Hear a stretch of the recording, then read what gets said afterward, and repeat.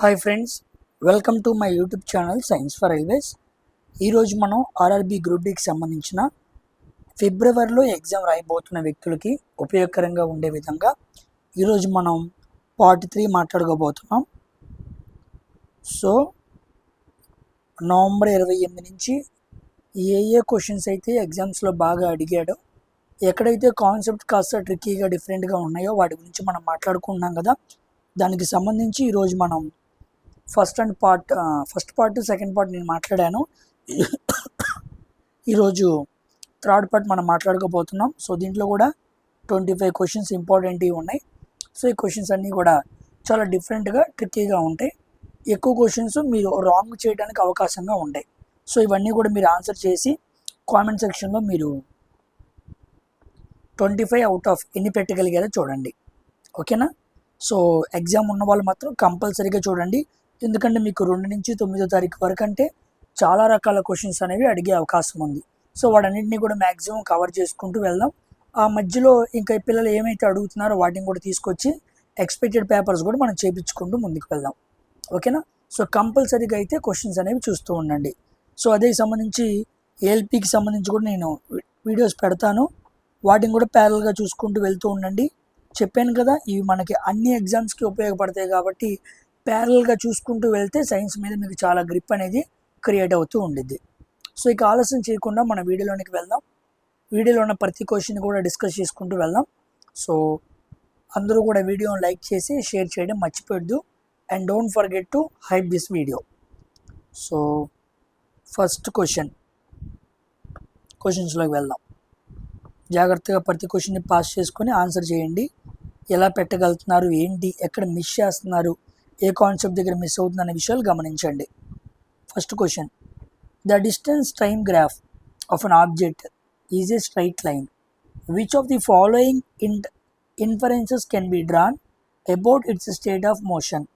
ఒక వస్తువు యొక్క దూరానికి సమయానికి గ్రాఫ్ నేరుగా ఉన్న గీత ఉంటే దాని చలన స్థితి గురించి ఏది నిర్ణయం తీసుకోవచ్చు అన్నాడు. సో డిస్టెన్స్ టైం అంట. ఇది డిస్టెన్స్, ఇది టైం గ్రాఫ్. ఇదేమో ఎక్స్ యాక్సిస్, ఇదేమో వై యాక్సిస్. ఇదేమో వై యాక్సిస్, ఇదేమో ఎక్స్ యాక్సిస్. ఇప్పుడు వాడు ఏమన్నాడు, ఆబ్జెక్ట్ స్ట్రైట్ లైన్లో వెళ్తుంది అనమాట. స్ట్రైట్ లైన్ అంటే ఇలా గీయచ్చు, లేదా ఇలా కూడా గీయచ్చు. ఇది స్ట్రైట్ లైనే, ఇది స్ట్రైట్ లైనే. ఈ స్ట్రైట్ లైన్ ఏం తెలియజేస్తుంది?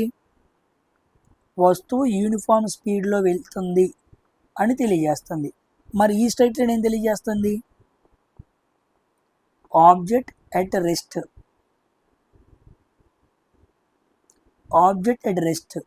ఆబ్జెక్ట్ రెస్ట్లో ఉందన్న విషయాన్ని తెలియజేస్తుంది. కాబట్టి ఏ ఆప్షన్కి ఛాన్స్ ఉంది? బి ఆప్షన్కి ఛాన్స్ ఉంది. So C option wrong. ఎందుకు wrong sir? It is moving with uniform acceleration అన్నాడు. అసలు మనకి డిస్టెన్స్ టైం ఇస్తే యాక్సలరేషన్ వచ్చిద్దా? యాక్సలరేషన్ అంటే ఏంటి? Equal to velocity by time. Change in velocity by time వేయాలి, అప్పుడు మనకి యాక్సలరేషన్ వచ్చింది. కానీ వాడు డిస్టెన్స్ టైం గ్రాఫ్లో యాక్సలరేషన్ ఎలా తీసుకొస్తాం? కాబట్టి ఏఆర్బి స్ట్రైట్ లైన్ అనగానే ఏ అయినా రైట్ అవ్వాలి, లేదా బి అయినా రైట్ అవ్వాలి. రెండు ఒకే గ్రాఫ్లో రైట్ అవ్వవు కదా, అందుకే ఏఆర్బి అని ఇచ్చాడు. సో స్ట్రైట్ లైన్ అంటే ఆబ్జెక్ట్ యూనిఫామ్ స్పీడ్తో అయినా వెళ్తూ ఉండాలి, లేదా అట్ రెస్ట్లో అయినా ఉండాలి, ఓకేనా. ఈ లైను వై యాక్సిస్కి ప్యారల్గా ఉండిద్ది, ఎక్స్ యాక్సిస్కి. ఈ లైన్ ఇలా ఆరిజిన్ నుంచి వెళ్ళిద్ది. ఈ రెండు గమనించాలి. ఇది డిస్టెన్స్ టైం గ్రాఫ్. మొన్నటి వరకు మనం వెలాసిటీ టైం గ్రాఫ్ చూసాం, దాని మీద డిస్టెన్స్ టైం గ్రాఫ్ కూడా ఫ్రేమ్ చేస్తున్నాడు. చూసారా, క్వశ్చన్ని అడిగే విధానాన్ని మార్చి అడిగాడు. వెలాసిటీ టైం గ్రాఫ్ గురించి మనం బాగా నేర్చుకున్నాం కదా, అందుకే డిస్టెన్స్ టైం గ్రాఫ్కి వచ్చాడు. అది అలా అడుగుతున్నాడు. మంచి question. Coming to second question: what change will you observe in the test tube containing HCl if a few drops of NaOH అన్నాడు. ఓకే, ఇది HCl. పరీక్షా గొట్టంలో HCl తీసుకొని NaOHలో కలిపేశారు. కలిపేసినప్పుడు ఇదేమో యాసిడ్, ఇదేమో బేస్, రెండు కలిస్తే NaCl సాల్ట్ వస్తుంది. ఓకే, వాటర్ ఫామ్ అయింది. ఓకే, అర్థమైంది. ఇప్పుడు ఏమడిగాడు? ఈ సాల్ట్ వాటర్ ఫామ్ అయిన తర్వాత మనం ఏం గమనించవచ్చు, ఏ మార్పుని గమనించవచ్చు అన్నాడు. సో ఇది ఏ రియాక్షను? Neutralisation reaction. ఓకేనా? న్యూట్రలైజేషన్ రియాక్షన్ ఒక రకమైన ఎక్సోథెర్మిక్ రియాక్షన్. ఎక్సోథెర్మిక్ రియాక్షన్ అంటే ఏం రిలీజ్ అయ్యిద్ది? హీట్ రిలీజ్ అయ్యిద్ది. కాబట్టి యాసిడ్ బేసు రెండు కలిసినప్పుడు వేడిగా మారుతుంది, వేడి ఉద్భవిస్తుంది, వేడి బయటకు వస్తుంది. So third option is the correct answer. Colour మారదు, పంజెంట్ స్మెల్ రాదు, బ్రౌన్ డిపాజిట్ కూడా రాదు, గోధుమ రంగు అవక్షేపం కూడా ఏర్పడదు. ఓకేనా? మంచి క్వశ్చన్. ఏం ఫామ్ అవుతుందని అడగకుండా ఆ ఫామ్ అయ్యే ఒక కండిషన్ ఎలా ఉంటుంది కాస్త మార్చి అనమాట. క్వశ్చన్స్ అన్నీ తెలిసినవే కానీ తెలియనట్టుగా అడుగుతాడు. ఇలాంటివి ఒకసారి చూస్తే తప్ప అర్థం కాదు. అందుకే ఇలాంటి క్వశ్చన్స్ని సెలెక్టివ్గా తీసుకొని మనం మిస్ అవుతున్న క్వశ్చన్స్ని వెతికి తీసుకొచ్చి పెడుతున్నాం. చెప్పాను కదా మీకు 25 క్వశ్చన్లో లాస్ట్ 5 క్వశ్చన్సే కావాలని. అలాంటి 5 క్వశ్చన్స్ మనం మాట్లాడే ఈ మాక్ టెస్ట్ల నుంచి వస్తూ ఉంటాయి. కాబట్టి ఎక్స్పెక్టెడ్ పేపర్స్ని కంపల్సరీగా మీరు చూసి వెళ్ళండి, full out of full score రావాలనుకుంటే. ఓకేనా? ప్రతి క్వశ్చన్ కూడా చాలా డిఫరెంట్గా ఉండిద్ది. Which of the following methods is to prepare washing soda? Washing సోడాని ప్రిపేర్ చేయాలంటే ఏం చేయాలి? బలమైన ఆమ్లాన్ని బలహీన క్షారంతో నిష్క్రించేయాలా అంటే కలపాలా? కాదు. రియాక్టింగ్ బేస్ విత్ వాటర్, క్షారాన్ని నీటితో చర్య కాదు. హీటింగ్ బేకింగ్ సోడా, NaHCO3ని మనం ఏం చేయాలి? వేడి చేయాలి. అప్పుడు మనకి Na2CO3 వస్తుంది అన్నమాట. Very very important, Na2CO3. ఓకేనా? ఇది మనకి వాషింగ్ సోడా, గుర్తుపెట్టుకోండి. 4th question. Which of the following statements is not correct about planet rotating around the sun in elliptical orbit అన్నాడు. ఓకే, సూర్యుని చుట్టూ అండాకారం కాదు, అండాకారం అనకుండా ఇలా ఈ షేప్ని ఏమంటారు? ఎలిప్టికల్ షేప్ అనమాట. దీర్ఘవృత్తాకార కక్షలో తిరిగే గ్రహం గురించి కింది వాక్యాలు సరైంది ఏంటి అన్నాడు. First option, it's kinetic energy is constant అన్నాడు. వాడు నాట్ ఆప్షన్ అడిగాడు. ఎస్, ఇదే రాంగ్. వాడు కానిది ఏంటి అన్నాడు. ఒక ప్లానెట్ సూర్యుడి చుట్టూ తిరుగుతున్నప్పుడు ఈ కింద 4 విషయాల్లో ఏది రాంగ్ అన్నాడు. దాని మొమెంటం, యాంగులర్ మొమెంటం కాన్స్టెంట్గా ఉండిద్ది, కరెక్టే. ఏరియా వెలాసిటీ కాన్స్టెంట్గా ఉండిద్ది, కరెక్టే. T² is proportional to R³, దీన్ని కెప్లర్ లా అంటారు. కెప్లర్స్ లా అంటారు. ఇది మీకు కెప్లర్స్ లాలో బాగా ఎక్స్ప్లెయిన్ చేస్తే అర్థమైద్ది అనమాట. ఓకేనా? పెద్ద కాన్సెప్ట్, లార్జ్ కాన్సెప్ట్. ఇప్పటికైతే గుర్తుపెట్టుకోండి, T² అనేది R³ అనులోమానుపాతంలో ఉండిద్ది. ఎందుకు సార్ ఫస్ట్ ఎందుకు రాంగ్ అయింది? ఎందుకు రాంగ్ అయింది కూడా మనం మాట్లాడుకోవాలి కదా. చూడండి, ఇది సన్, ఇది ప్లానెట్. ప్లానెట్ ఇలా వెళ్తుంది. ఓకేనా? ఇక్కడ ఉంది ప్లానెట్ అనుకోండి, దాని వెలాసిటీ ఇలా అనుకోండి, ఫోర్స్ ఇటువైపు ఉండిద్ది. ప్లానెట్ ఇలా వెళ్తుంది అనుకోండి, దాని వెలాసిటీ ఇటువైపు ఉండిద్ది. ఓకేనా? అంటే ఒక వస్తువు సర్క్యులర్ మోషన్లో యూనిఫామ్గా వెళ్తుంది. సూర్యుని చుట్టూ తిరిగే ఏ గ్రహమైనా యూనిఫామ్ సర్క్యులర్ మోషన్లో వెళ్తుంది. అప్పుడు దాని వెలాసిటీ ఎలా ఉండిద్ది? మారుతూ ఉండిద్ది. Changes at every point. దాని వెలాసిటీ మారుతూ ఉండిద్ది. ఇప్పుడు కైనెటిక్ ఎనర్జీ ఫార్ములా ఏంటి?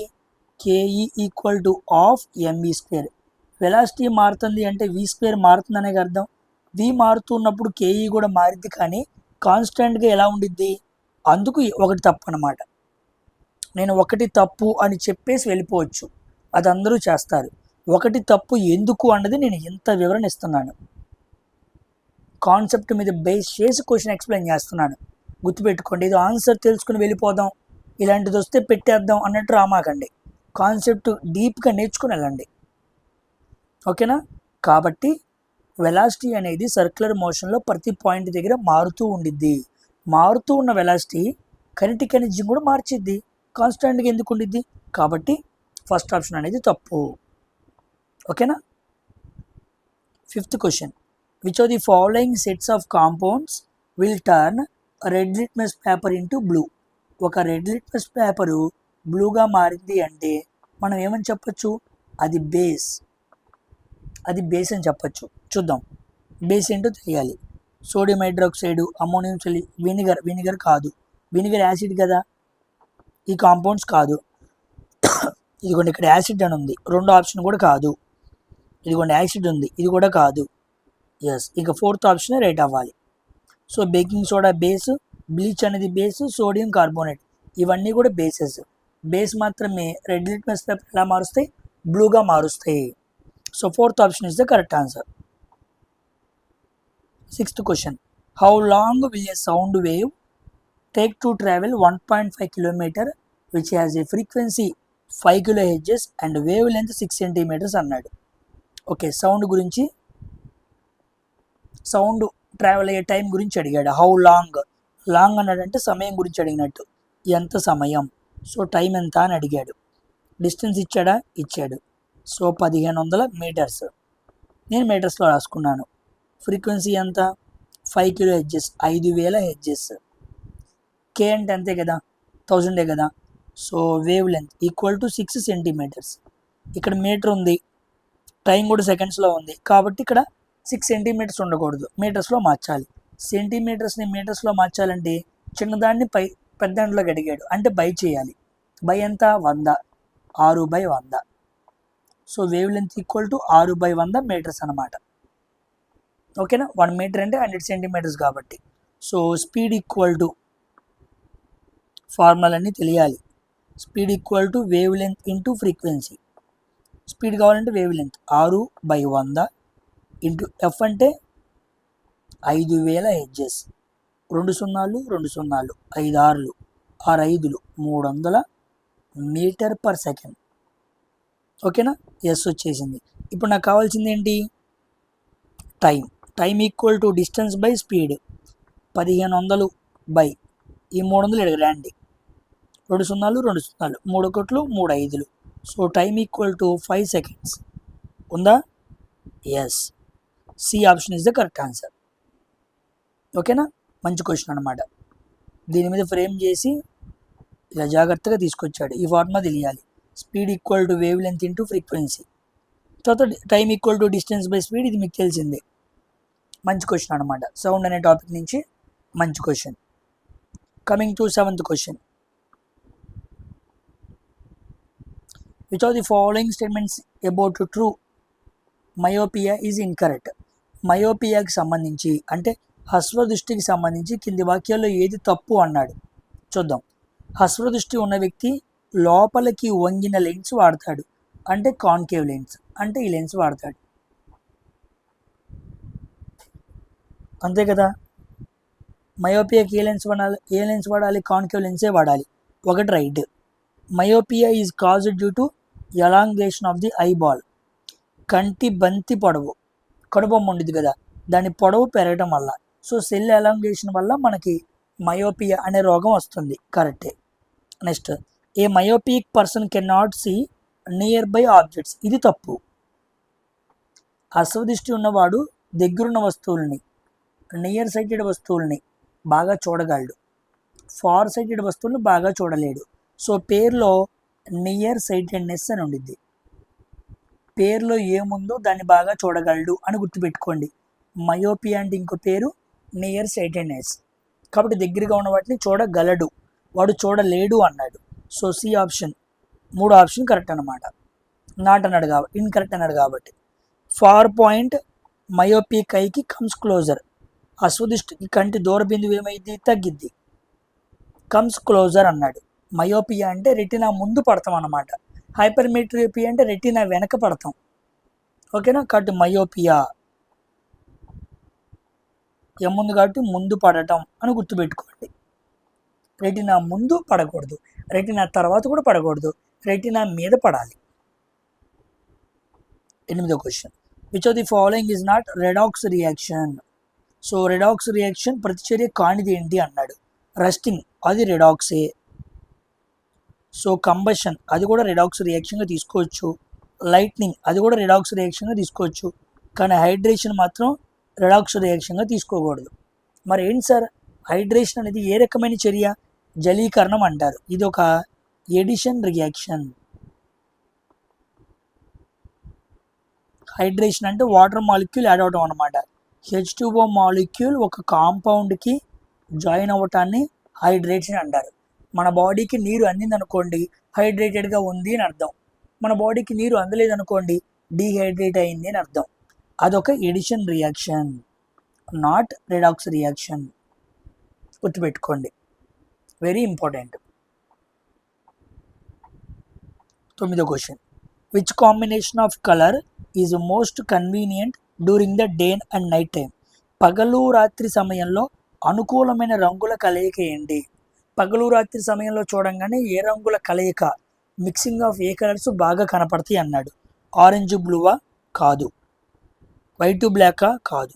Yellow and blue, yellow blue అనేది బాగా కనపడతాయి అన్నమాట. అది డే కానీ నైట్ కానీ వాటి కలయిక మిక్సింగ్ అనేది మనం క్లియర్గా అబ్జర్వ్ చేయొచ్చు. Vitamin B12. Vitamin B12 is not generally present in. Vitamin B12 అనే విటమిన్ మనకి ఎక్కడ దొరకదు అన్నాడు. ఫిష్ ప్రొడక్ట్స్లో దొరికిద్ది, పౌల్ట్రీలో దొరికిద్ది, మిల్క్లో దొరికిద్ది, ప్లాంట్స్లో దొరకదు. అసలు ప్లాంట్లో B12 ఉండదు. సో B12 అనేది మనకి మీట్లో దొరికిద్ది, మిల్క్లో దొరికిద్ది. మీట్ అంటే మీకు చికెన్ రావచ్చు, మటన్ రావచ్చు, అండ్ ఫిష్ కూడా రావచ్చు, అన్నీ మీటే కాబట్టి. సో అండ్ మిల్క్, ఈ రెండిట్లో దొరికిద్ది అనమాట. ప్లాంట్స్లో అసలు దొరకదు. ఓకేనా? 11th option, an acid is a substance which dash అన్నాడు. ఓకే, ఒక యాసిడ్. ఈ క్వశ్చన్ చాలా important, question of the day consider చేయొచ్చు. ఎందుకు డే అంటే నేను చాలా క్వశ్చన్స్ అడుగుతా కాబట్టి. ఈ క్వశ్చన్ చూడంగానే మీరు పెట్టేయచ్చు, కానీ చాలా కాన్సెప్ట్ ఉంది, అందుకే చదువుతున్నాను. యాసిడ్ బేసెస్ గురించి చాలా విషయం ఉందన్నమాట. సో ఒక యాసిడ్, ఒక సబ్స్టెన్స్ యాసిడ్ అని చెప్పాలంటే ఏం చేయాలి? అది ప్రోటాన్ని డొనేట్ చేయాలి. ప్రోటాన్ని డొనేట్ చేయడం ఏమంటారు? ఏ థియరీ అంటారు? బ్రాన్స్టెడ్ లౌరీ థియరీ అంటారు. బ్రాన్స్టెడ్ లౌరీ థియరీ ప్రకారం ఒక యాసిడ్ ప్రోటాన్ని ఏం చేసిద్ది? డొనేట్ చేసిద్ది. యాక్సెప్ట్స్ ఎలక్ట్రాన్ పేర్ అన్నాడు, ఇది రైటే. ఒక యాసిడ్ ఎలక్ట్రాన్ పేర్ని కూడా యాక్సెప్ట్ చేసిద్ది. దేని ప్రకారం? Louis theory. లూయిస్ థియరీ ప్రకారం ఒక యాసిడ్ H+ అయాన్స్ ఇచ్చింది వాటర్లో దాన్ని ఆక్వా సొల్యూషన్లో కరగదీస్తే H+ అయాన్స్ ఇచ్చింది. మరి దీనికి ఏంటి? Arrhenius theory. సో రకరకాల వ్యక్తులు రకరకాల థియరీలు ప్రపోజ్ చేసి యాసిడ్ ఇది చేస్తే యాసిడ్, ఇది తీసుకుంటే యాసిడ్, ఇలా ఇస్తే యాసిడ్ అని చెప్పారు. కాబట్టి ఆల్ ఆఫ్ ది అబోవ్. ఈ మూడింటిని కూడా నెక్స్ట్ ఎగ్జామ్స్లో అడగచ్చు. Very very important. Acid and basis చదివారు అంటే ఈ మూడింటి మీద అవగాహన ఉండాలి, లేకపోతే నువ్వు సరిగ్గా యాసిడ్ బేసిస్ చదివినట్టు కాదు. ఓకేనా? So Bronsted Lowry theory, Lewis theory, Arrhenius theory very important. So question of the డేగా కన్సిడర్ చేసుకోండి. 12వ question, coating of the tin can be removed by. Tin cans ఉంటాయి కదా మనకి, ఏంటి కోక్ బాటిల్స్ ఉంటాయి కదా, టిన్ ఎనపై. సో ఆ పైన ఉన్న టిన్ కోటింగ్ని ఎలా తీసేయచ్చు అన్నాడు. సో ఆక్సిజన్ సహాయంతో తీసేయచ్చు. ఐరన్ బ్రష్ కాదు, సాల్వెంట్ కాదు, హైడ్రోజన్ కాదు, ఆక్సిజన్తో ఆ పైన ఆ లేయర్ ఆఫ్ టిన్ తీసేయచ్చు అనమాట మనం ఈజీగా. ఓకేనా? గుర్తుపెట్టుకోండి, వెరీ ఇంపార్టెంట్. 13వ question, which of the following acids is responsible for the sharp flavour of soft drinks? కొన్ని సాఫ్ట్ డ్రింక్స్లో ఘాటైన రుచి ఉండిద్ది అనమాట. ఉదాహరణకి థమ్స్అప్ లాంటివి అంత ప్లెయిన్ సాఫ్ట్ డ్రింక్స్ కాదు, అవి చాలా హార్డ్ సాఫ్ట్ డ్రింక్స్. ఎందుకు అవి అంత ఘాటుగా ఉన్నాయి అంటే వాటిలో ఫాస్ఫారిక్ యాసిడ్ ఉండిద్ది. బోరిక్ కాదు, నైట్రిక్ కాదు, హైడ్రోఫ్లోరిక్ కాదు, ఫాస్ఫారిక్ యాసిడ్ H3PO4. ఓకేనా? ఈ యాసిడ్ ఉండటం వల్ల అవి చాలా ఘాటుగా ఉంటాయి. దీన్ని వీక్ యాసిడ్గా కన్సిడర్ చేయొచ్చు. వీక్ యాసిడ్గా మనం కన్సిడర్ చేయొచ్చు. గుర్తుపెట్టుకోండి. 14వ question, which plant hormone regulates growth by stimulating cell elongation? కాండంలో కణాల పొడవు పెరగడం ద్వారా పెరుగుదలని నియంత్రించే హార్మోన్ ఏంటి అన్నాడు. నియంత్రించేది కాదు, రెగ్యులేట్ చేయడం అనమాట. సో బాగా గుర్తుపెట్టుకోండి, సెల్ అలాంగనేషన్ అంటే మీకు ఆక్సిజనే గుర్తుకు రావాలి. సెల్ ఎలాంగేషన్, ఈ పదం బాగా గుర్తుపెట్టుకోండి. అలా కాకుండా స్టెమ్ ఎలాంగేషన్ అన్నాడు అనుకోండి, అప్పుడు మనం ఇది చెప్పాలి. స్టెమ్ ఎలాంగేషన్ అంటే ఏమో జిబ్బరిలిన్ చెప్పాలి, సెల్ ఎలాంగేషన్ అంటే ఏమో ఆక్సిజన్ చెప్పాలి. So answer is oxygen. ఓకేనా. అది దాన్ని కంట్రోల్ చేస్తూ గ్రోత్ని రెగ్యులేట్ చేస్తూ ఉండిద్ది అనమాట. ఎలా పడితే అలా పెరగకూడదు, రెగ్యులేటెడ్ విధానంలో పెరగాలి. Coming to 15th question, colour of the light. Light యొక్క కలర్ దేని మీద ఆధారపడిద్ది అన్నాడు. వేవ్ లెంత్, ఫ్రీక్వెన్సీయా, స్పీడ్ ఆఫ్ ది లైటా? కాదు, అసలు స్పీడ్కి కలర్కి సంబంధమే లేదు. So both 1 and 2. So wave length మీద అండ్ ఫ్రీక్వెన్సీ మీద. ఎందుకు సార్ ఇది సింపుల్గానే ఉందిగా అనిపించవచ్చు, కానీ మంది పిల్లలు ఏం చేస్తారో తెలుసా, speed formula equal to wave length into frequency. స్పీడ్కి వేవ్ లెంత్ ఈ మూడింటికి రిలేషన్ ఉంది కదా, కాబట్టి ఇది ఇది ఇది పెట్టేస్తాడు. కానీ ఆప్షన్స్ దగ్గర కాస్త దొరికాడు అనమాట 1 and 2 అని చెప్పి. కానీ వాడు ఆప్షన్స్ వాళ్ళకి జట్టుగా ఇచ్చాడు అనుకోండి, చాలామంది ఈ 3 పెట్టేసే అవకాశం కూడా ఉంది. అందుకే నేను ఫ్రేమ్ చేశాను క్వశ్చన్. సో వేవ్ లెంత్ ఫ్రీక్వెన్సీని మల్టిప్లై చేస్తే స్పీడ్ వచ్చిద్దేమో, కానీ వేవ్ లెంత్ ఫ్రీక్వెన్సీ కలర్ని డిసైడ్ చేసినట్టు స్పీడ్ ఎప్పుడు కూడా కలర్ని డిసైడ్ చేయదు. అదేంటి సార్, ఈ రెండు మల్టిప్లై చేస్తేనే కదా స్పీడ్ వచ్చేది, మరి ఈ రెండు కలర్ని డిసైడ్ చేస్తున్నప్పుడు స్పీడ్ ఎందుకు చేయదు? ఎస్, చేయదు, అంతే. నువ్వు లాజిక్గా క్వశ్చన్ అడిగినా అక్కడ అవదు పని. ఓకేనా. ఈ రెండు మల్టిప్లై చేయడం వేరు, రెండు పారామీటర్స్ వేరుగా కలర్ని కంట్రోల్ చేయడం వేరు. ఓకేనా. So both 1 and 2 are correct. C option is the not correct. Third option correct కాదనమాట.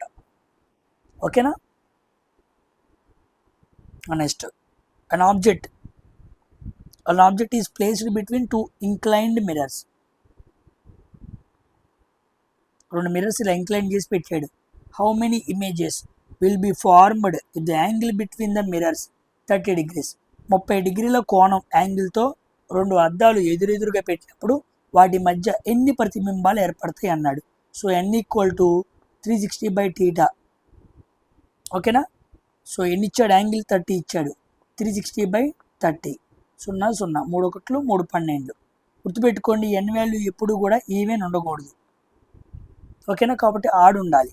So n - 1, 12 - 1 equal to 11. Answer అడవుల్లో 12 పెడతారు, రాంగ్ అయిపోయింది, 11 పెట్టాలి. ఎప్పుడు ఈవెన్ ఉండదు. నెంబర్ ఆఫ్ ఇమేజెస్, ప్రతిబింబాలు ఎప్పుడు కూడా ఈవెన్ నెంబర్ తీసుకోకూడదు. n equal to 360/θ reflection property అనమాట ఇది, గుర్తుపెట్టుకోండి. ఓకేనా. ఇంకా అక్కడ మీకు యాంగిల్ మారుస్తూ ఉంటాడు, వాడు ఎన్ని యాంగిల్ ఇస్తే అది పెట్టండి, ఈవెన్ నెంబర్ అయితే రాకూడదు, వస్తే -1 చేయండి. 17వ question, the potential energy of a body at a certain height is 200 joules. జాగ్రత్తగా చూడండి, ఒక వస్తువు కొంత ఎత్తులో ఉంది, ఆ వస్తువుకు ఉన్న పొటెన్షియల్ ఎనర్జీ ఎంత, 200 joules. ఇంత ఎత్తులో వస్తువు ఉంది కాబట్టి అక్కడ కైనెటిక్ ఎనర్జీ ఎంత ఉండిద్ది, 0 ఉండిద్ది. Okay. The kinetic energy possessed by it when it just touches the surface of the earth. ఇప్పుడు ఈ వస్తువు ఇలా కిందకి వేయబడింది, ఇలా కిందకి వేయబడుతూ ఉన్నప్పుడు ఏమవ్వాలి, పొటెన్షియల్ ఎనర్జీ తగ్గుతూ ఉండాలి. ఆ తగ్గిన ఎనర్జీ ఎవరి దగ్గరికి వెళ్ళాలి, కైనెటిక్ ఎనర్జీగా మారాలి. బికాజ్ ఎనర్జీ క్రియేట్ చేయలేము, నాశనం చేయలేము, ఒక రూపం నుంచి ఇంకో రూపంలోకి మారగలదు కదా. కాబట్టి పొటెన్షియల్ ఎనర్జీ, కొంత ఎత్తులో ఉన్న వస్తువు కింద పడుతున్నప్పుడు పొటెన్షియల్ ఎనర్జీ కాస్త ఎలా మారిపోయింది, కైనెటిక్ ఎనర్జీగా మారిపోయింది. ఎప్పటి వరకు, బిఫోర్ రీచింగ్ ద ఎర్త్. భూమిని చేరేలోపు KE equal to 200 joules, potential energy equal to 0. ఓకేనా. నేలకు తగిలింది అనుకోండి, అప్పుడు 2 0 అయిపోతాయి. అప్పుడు ఆ ఎనర్జీ సౌండ్ ఎనర్జీగా మారి మనకి శబ్దం వచ్చింది అనమాట. అందుకే పైనుంచి కింద పడిన వస్తువు ఎందుకు సౌండ్ చేసింది, ఎనర్జీ మారింది అదనమాట. కాబట్టి ఏమన్నాడు, నిర్దిష్ట ఎత్తులో ఉన్న వస్తువు యొక్క స్థితిజ శక్తి 200 joules. అది భూమి ఉపరితలాన్ని తాకినప్పుడు దానిలో ఉండే గతిజ శక్తి ఎంత అన్నాడు. So equal to PE. Total kinetic potential energy కాస్త ఏమైపోయింది, కైనెటిక్ ఎనర్జీగా మారిపోయింది. ఎప్పుడు, తగిలే లోపు, తాకి లోపు, బిఫోర్ అన్నాడు చూడండి, ఆడ జస్ట్ టచెస్ ద అన్నాడు, బిఫోర్ రీచింగ్ ద ఎర్త్ అనమాట. So second option is the correct answer. మంచి క్వశ్చన్, మంచి conceptual question, work power energy మీద. 18వ question. The law of constant proportions states that అన్నాడు. స్థిర నిష్పత్తుల నియమం ఏం తెలియజేస్తుంది అన్నాడు. సో సింపుల్, పేర్లోనే ఉంది. ఇక్కడ కాన్స్టెంట్ అన్నాడు, ఇక్కడ ఫిక్స్డ్ అన్నాడు. పదం పట్టుకోండి. సో సమ్మేళనం స్థిర ద్రవ్య నిష్పత్తిలో మూలకాలను కలిగి ఉంటుంది. ఇంగ్లీష్లో అయితే a compound has elements in fixed mass ratio. ఉదాహరణకి H2O తీసుకోండి. హైడ్రోజన్లు ఎన్ని ఉంటాయి? 2 ఉంటాయి. ఆక్సిజన్లు 16. మాస్ తీసుకుంటున్నాను. ఈ రెండింటి యొక్క అటామిక్ వెయిట్ తీసుకుంటున్నాను. Hydrogen atomic weight 1, 2 × 1 2. ఆక్సిజన్ 16 కొట్టేసాను అనుకోండి, 1:8. మీరు ఎప్పుడైనా సరే వాటర్ మాలిక్యూల్ తయారు చేయాలనుకోండి, హైడ్రోజన్ 1 రేషియో, ఆక్సిజన్ 8 రేషియో తీసుకోవాలి. అలా తీసుకుంటేనే మీకు ఏం తయారైద్ది? Water molecule తయారైద్ది. దీన్ని మనం ఏమంటాం? Constant proportion. ప్రపోర్షన్ ఎలా ఉంది? 1 Hకి 8 ఆక్సిజన్లు కావాలి, 2 Hకి 16 ఆక్సిజన్లు కావాలి, 3 Hలకి 24 ఆక్సిజన్లు కావాలి, 4 Hలకి 32 ఆక్సిజన్లు కావాలి. చూసారా రేషియో ఎక్కడ వెళ్ళండి? 1:8 1:8 1:8 1:8 మారదు, కాన్స్టెంట్గా ఉండిద్ది. దాన్నే లా ఆఫ్ కాన్స్టెంట్ ప్రపోర్షన్స్ అంటారు. ఐ హోప్ మీకు అర్థమైంది అనుకుంటున్నా. Identify a muscle responsible for exit of waste material from the body. Body నుంచి వేస్ట్ మెటీరియల్ బయటికి వెళ్తానికి ఏ కండరం సహాయపడుతుంది? పెక్టోరాలిస్ కండరమా? కాదు, sprinter. Very very important. Sprinter muscles అంటారు. స్పింటర్ మజిల్స్ అన్నమాట. మనకి ఫీకల్ వేస్ట్ బయటికి వెళ్ళాలన్నా, లేదా యూరిన్ వేస్ట్ బయటికి వెళ్ళాలన్నా, యూరిన్ దగ్గర ఆ వేస్ట్ మెటీరియల్ యానస్ దగ్గరే కదా మనకి వేస్ట్ మెటీరియల్ బయటకు వచ్చేది, లార్జ్ ఇంటెస్టైన్ తర్వాత. సో యానస్ స్పింటర్స్, యూరినరీ స్పింటర్స్, ఇవి వేస్ట్ మెటీరియల్ని బయటకు పంపించడానికి సహాయపడే కండరాలు. ఇవి వయసు పెరిగే కొద్దీ చాలా బలహీనంగా మారిపోతాయి. అందుకే ఓల్డ్ పీపుల్కి యూరిన్ కంట్రోల్ అవ్వదు. వాళ్ళు దగ్గినా కొన్నిసార్లు యూరిన్ పడిపోతూ ఉండిద్ది. Because their sphincter muscles got weaked. అవి చాలా బలహీనంగా మారిపోయినాయి, వయసు పెరిగింది కదా. సో నరాల్లోనూ కండరాల్లోనూ దమ్ము తగ్గిపోయింది కాబట్టి దగ్గిన వెంటనే యూరిన్ పడిపోయింది అనమాట. బాత్రూమ్ కూడా కంట్రోల్ చేసుకోలేరు. ఓకేనా? సో మనలాంటి వాళ్ళు అది గమనించి వాళ్ళ మీద అరవకుండా ఓపికతో మనం చేయాలి తప్ప మనం అలా వాళ్ళ మీద ఎదురుగా మాట్లాడకూడదు. ఏంటి ఇలా చేసావు అనకూడదు. మన చిన్నప్పుడు మనం ముడ్డు తెరిచినప్పుడు, పెద్ద వయసు అయినప్పుడు మనం అలాంటివి చెయ్యాలి. అంతేగాని ఈరోజు చాలామంది తల్లిదండ్రులను పట్టించుకోరు. చాలా తప్పది. ఓకేనా? చిన్నప్పుడు మనం ఎలా ఉన్నా పట్టించుకున్నప్పుడు మనం వాళ్ళని చూడాలి, వాళ్ళని సన్మానించాలి, వాళ్ళ బాగోగులు పట్టించుకోవాలి. ఉద్యోగం వచ్చిందని మనం పక్కకు తోసేయకూడదు, రెస్పెక్ట్ ఇవ్వాలి. గుర్తుపెట్టుకోండి. ఎందుకంటే వీక్ అయిపోతారు వాళ్ళు, చిన్నపిల్లలు. వాక్యం మనం ఏం నమ్మామో, మన ప్రిన్సిపల్స్ ఏం చెబుతున్నాయో అవన్నీ మనకి తల్లిదండ్రులు చూసుకోమని చెబుతాయి. వాటిని దృష్టిలో పెట్టుకొని మనం జాగ్రత్తగా చూసుకోవాలి. నేను కూడా మిమ్మల్ని చేసే రిక్వెస్ట్ ఒకటే, రేపు మీకు ఉద్యోగం వచ్చినప్పుడు మీ అమ్మ నాన్నని జాగ్రత్తగా చూసుకోండి. ఓకేనా? మీ భార్య ఎక్కువ కాలం నీతో ఉండిద్ది, వాళ్ళు ఎక్కువ కాలం ఉండరు. అది. నెక్స్ట్ 20వ question. Which of the following is not example of inertia at rest. విశ్రాంతి జడత్వానికి ఉదాహరణ కానిది ఏంటి అన్నాడు. చూడండి, బట్ట కుట్టినప్పుడు తుమ్ము పడడం. సామాన్యంగా బట్ట క్లాత్ అనేది రెస్ట్ పొజిషన్లో ఉండిద్ది. నువ్వు ఎప్పుడైతే దులిపావో ఏమైపోయింది? రెస్ట్ పోయింది. కాబట్టి ఇనర్షియానే. నెక్స్ట్, వాహనం ప్రారంభమైనప్పుడు వెనక్కి పడతాం. Following backward when vehicle starts. Vehicle రెస్ట్లో ఉంది, నువ్వు కదిలించావు కాబట్టి వెనక్కి పడ్డాం. ఇది ఇనర్షియా ఆఫ్ రెస్ట్, అంటే రెస్ట్ని కదిలించడం అనమాట. So leaves falling due to shaking అనమాట. చెట్టు అలా చక్కగా ఉంది, నువ్వు వెళ్ళి కదిలియటం వల్ల దాని రెస్ట్ పొజిషన్ ఏమైంది? డిస్టర్బ్ అయింది. ఇక్కడ రెస్ట్ పొజిషన్ ఏమైంది? డిస్టర్బ్ అయింది. ఎక్కడ రెస్ట్ పొజిషన్ డిస్టర్బ్ అయిందో దాన్ని ఇనర్షియా ఆఫ్ రెస్ట్ అంటారు. సో ఇక 4th option is the correct answer. Sudden application of brakes అనేది ఇనర్షియా ఆఫ్ రెస్ట్కి ఎగ్జాంపుల్ కాదనమాట. ఓకేనా? సో ఈ 3 కూడా ఇనర్షియా ఆఫ్ రెస్ట్కి మంచి ఎగ్జాంపుల్స్. 21వ question. Which of the following is true regarding water content in the process of conversion of nectars to honey by honey bees అన్నాడు. మకరందం, పుష్పంలో ఉండే మకరందాన్ని నెక్టార్స్ అన్నాడు, అది తేనెగా మారాలి. మకరందం కాస్త తేనెగా మారే సమయంలో మకరందంలో వాటర్ కంటెంట్ చాలా ఎక్కువ ఉండిద్ది. పువ్వుల్లో మకరందాన్ని తేనెటీగలు పీల్చినప్పుడు వాటిలో తేనె కంటెంట్ ఎక్కువ ఉండిద్ది. కానీ ఎప్పుడైతే ఆ తేనెటీగలు వెళ్ళిపోయి ఆ మకరందాన్ని మొత్తాన్ని ఒక చోట చేర్చి తేనెగా మారుస్తారో అక్కడ మెల్లిమెల్లిగా వాటర్ కంటెంట్ ఏమైపోయిద్ది, తగ్గిపోయిద్ది.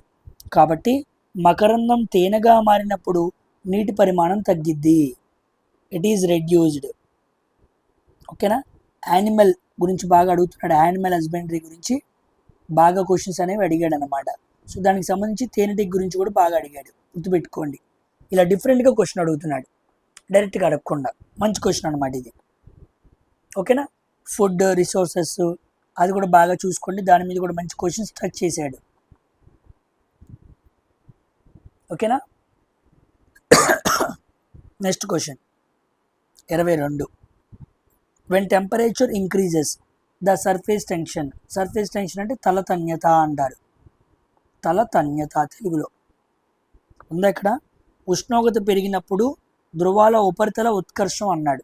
సో ఎగ్జాక్ట్గా మాట్లాడితే తలతన్యత. So surface tension equal to force by length formula అనమాట. ఫోర్స్ అంటే న్యూటన్స్, లెంత్ అంటే మీటర్. న్యూటన్ మీటర్ ఇన్వర్స్ అని రాయొచ్చు. ఓకేనా. టెంపరేచర్ పెంచామనుకో తలతన్యత డిక్రీజ్ అయ్యిద్ది. సో సర్ఫేస్ టెన్షన్ అంటే ఏంటి, మాలిక్యూల్స్ యొక్క షేప్ అనమాట. సో మాలిక్యూల్స్ అన్ని ఏమవుతాయి, డిస్టర్బ్ అవుతాయి. మాలిక్యూల్స్ అన్ని డిస్టర్బ్ అయ్యి అవి ఉండాల్సిన షేప్లో ఉండకుండా అవి ఫ్రేమ్ చేసుకున్న ఒక లేయర్ అనేది బ్రేక్ అయిపోయింది అనమాట. సో మాలిక్యూల్స్ అన్ని చక్కగా ఒక లేయర్ని ఫామ్ చేసుకొని ఒక చేపలాగా తయారవుతాయి. నువ్వు టెంపరేచర్ మార్చావనుకో ఒక్కటి కదిలిద్ది, ఒకటి కదలటం వల్ల అన్నీ కదిలిపోయి ఆ లేయర్ బ్రేక్ అయిపోయింది, దానివల్ల సర్ఫేస్ టెన్షన్ తగ్గిపోయింది. ఓకేనా. So decreases is the answer, ఇవి ఏమీ కాదు. 23 question. Which one of the following organs will not feel any pain on being picked by needle. సూదితో గుచ్చినప్పుడు కూడా నొప్పి అనిపించని అవయవం ఏది అన్నాడు. స్కిన్నా నొప్పి అనిపించిద్ది, బ్రెయినా నొప్పి అనిపించింది కాదు, ఇదనమాట. Brain is the answer. హార్ట్కి నొప్పి అనిపించింది, ఐకి కూడా నొప్పి అనిపించింది, బ్రెయిన్ మాత్రం అవ్వదు, విల్ నాట్ అన్నాడు కాబట్టి. సో బ్రెయిన్ పైన ఒక లేయర్ ఉండిద్ది అనమాట, దాన్ని గుచ్చితే మనకు నొప్పి అనిపించింది. కానీ ఎగ్జాక్ట్ బ్రెయిన్ పార్ట్ నువ్వు అన్ని లేయర్స్ దాటుకొని ఆ మెనింజెస్ పొరలన్నీ దాటుకొని లోపలికి వెళ్ళి బ్రెయిన్ గుచ్చితే బ్రెయిన్కి నొప్పి అనిపించదు. సారీ, అస్సలు గొంతు బాగోలేదు, ఇన్ఫెక్షన్ అన్నమాట. ఇన్ఫెక్షన్ వచ్చి అజిత్రోమైసిన్ వేస్తూనే ఉన్నా, అయినా కంట్రోల్ అవ్వట్లా. అయినప్పటికీ నేను వీడియో మిస్ అవ్వకూడదు, ఎగ్జామ్స్ వరుసగా వస్తున్నాయి, పిల్లలు ఇబ్బంది పడకూడదు అని తీసుకొచ్చి చెబుతున్నాను, గుర్తుపెట్టుకోండి. సో బ్రెయిన్ అనే అవయవానికి గుచ్చిన నొప్పి అనేది ఉండదు. ఓకేనా. లోపల పార్ట్ అన్నమాట. 24 question. The type of image formed on the retina by the eye lens. ఐలో ఉండే లెన్స్ ఏంటి, కాన్వెక్స్ లెన్స్ అనమాట, బై కాన్వెక్స్ లెన్స్ అంటారు. సో కాన్వెక్స్ లెన్స్లో ఏ ఇమేజ్ ఫామ్ అయింది, ఇన్వర్ట్ అండ్ డిమినిష్. సో మనం కంటి లోపల ఉన్న లెన్స్తో చూసినప్పుడు మన కంటి లోపల రెటీనా మీద పడే ఇమేజ్ ఇన్వర్ట్ డిమినిష్. తక్కువ సైజులో పడితే ఇన్వర్ట్ అయింది. అదేంటి సార్, నేను నా కంటితో చూసినప్పుడు ఒక ఇమేజ్ నాకు స్ట్రైట్గా కనపడుతుంది కదా, కానీ మీరేంటి ఒక ఇమేజ్ని చూసినప్పుడు ఇమేజ్ ఇన్వర్ట్ అవుతుంది, ఒక ఆబ్జెక్ట్ని చూసినప్పుడు నా కంటి మీద పడినప్పుడు ఇన్వర్ట్ అవుతుందని ఎలా చెప్పారు, స్ట్రైట్గా నాకు కనపడుతుంది కదా అని మనకు అనిపించవచ్చు. మనం కూడా వస్తువుని చూసామనుకోండి, ఓన్లీ రివర్స్లో కనపడుతుందా, లేదుగా, స్ట్రైట్గానే కనపడుతుందిగా. మరి ఏంటి ఇన్వర్ట్ ఆప్షన్ ఎలా కరెక్ట్ అంటే, మనం కంటిలో చూసినప్పుడు రెటీనా మీద మాత్రం ఇన్వర్టే అయింది, కానీ ఈ ఇమేజ్ ఆప్టిక్ నర్వ్కి పంపించబడిద్ది అనమాట. రెటీనా ఆప్టిక్ నర్వ్కి కనెక్ట్ అయ్యి ఉండిద్ది. రెటీనా మీద పడినప్పుడు ఇమేజ్ ఇన్వర్ట్గానే ఉండిద్ది, కానీ ఆప్టిక్ నర్వ్ దగ్గరికి వెళ్ళేటప్పటికి ఆ ఇమేజ్ స్ట్రైట్గా మార్చబడిద్ది అనమాట. కాబట్టి రెటీనా మీద ఇమేజ్ ఇన్వర్టే, కానీ అది మన బ్రెయిన్కి పంపించి దాన్ని రివర్స్ చేసి మనకి చూపిస్తుంది అనమాట. అది ఎంత పెద్ద విషయం. కంటి నుంచి బ్రెయిన్కి మధ్యన ఆప్టిక్ నర్వ్ ఆ పని చేస్తుంది. So optic nerve straights the image what we see invertly. మనం రివర్స్లో చూసిన ఇమేజ్ని అది స్ట్రైట్గా మార్చి మన బ్రెయిన్కి రీడ్ అయ్యే విధానంలో చూపిస్తుంది అనమాట. రెటీనా మీద పడినట్టు రీడ్ చేయదు, ఆప్టిక్ నర్వ్ చూపించినట్టు రీడ్ చేసేది. ఎవరు? మన బ్రెయిన్. ఓకేనా? So second option is the correct answer. 25వ question, identify the material having high thermal conductivity. ఎక్కువ థర్మల్ కండక్టివిటీ దేనికి ఉంది? ఐస్కి అనమాట. ఓకేనా? థర్మల్ కండక్టివిటీ అంటే ఏంటో మీరే కామెంట్ సెక్షన్లో రాయండి. ఎవరు సెట్ చేయొద్దు, మీకు తెలిసిన కాన్సెప్టే రాయండి. వుడ్ కాదు, వాటర్ కాదు, ఇన్సులేటింగ్ బ్రిక్ కూడా కాదు. ఒక రాయి, వాటర్, చెక్క కాకుండా ఐస్కి ఎందుకు థర్మల్ కండక్టివిటీ ఎక్కువ ఉంది ఆలోచన చేయండి. ఆ మిగిలిన ఆప్షన్ కంపారిజన్ చేసి ఆలోచన చేసి కామెంట్ సెక్షన్లో రాయండి. ఎవరు బాగా రాయగలిగారో చూస్తాను. ఓకేనా? And one more thing, homework problem కూడా ఉంది. What is the actual role of oxygen in cellular respiration? Cellular respiration అంటే తెలుసు కదా, కణం లోపల జరిగే శ్వాసక్రియ అనమాట. అక్కడ ఆక్సిజన్ యొక్క అసలు పాత్ర ఏంటి? 4 ఆప్షన్స్ ఇచ్చాను. సో ఇది హోంవర్క్ క్వశ్చన్. సో హోంవర్క్ క్వశ్చన్కి మీరు ఆప్షన్ క్లిక్ చేయండి. అదేవిధంగా 25వ క్వశ్చన్లో thermal conductivity of ice is very high compared to wood, water and insulating brick ఎందుకు అన్న విషయాన్ని కూడా కామెంట్ సెక్షన్లో రాయండి. ఓకేనా? సో ఇది పార్ట్ 3 అనమాట. చెప్పాను కదా, ఇంకా టెక్స్ట్ బుక్లో చాలా రకాల క్వశ్చన్స్ ఉన్నాయి. ఆ మార్నింగ్ ఈవినింగ్ టెస్ట్లో అక్కడి నుంచి క్వశ్చన్స్ ఇంకా చాలా తీసుకొచ్చి మీకు కంటిన్యూస్గా వీడియోస్ చేస్తూనే ఉంటాను. మీరు ఎక్కడ కన్ఫ్యూజ్ అవ్వకుండా, కొత్త క్వశ్చన్స్ అన్ని మనం ఇక్కడే మాట్లాడుకుంటూ వెళ్తున్నాం కాబట్టి అక్కడ మీరు ప్యానిక్ అవ్వకుండా, ఇది ఎప్పుడు చదవలేదే అన్న ఫీలింగ్ మీకు క్రియేట్ అవ్వకుండా ఇక్కడే మీరు ప్రాక్టీస్ చేసుకుని వెళ్ళండి. సో మీరు ఇక్కడ ప్రాక్టీస్ బాగా చేసుకుంటే అక్కడ మీకు చాలా ఈజీగా ఉండిద్ది. ఓకేనా? సో ఇక్కడితో వీడియో ఫినిష్ చేస్తున్నాను. అందరూ కూడా లైక్ చేసి షేర్ చేయడం మర్చిపోవద్దు. నెక్స్ట్ వీడియోలో కలుద్దాం. బాయ్.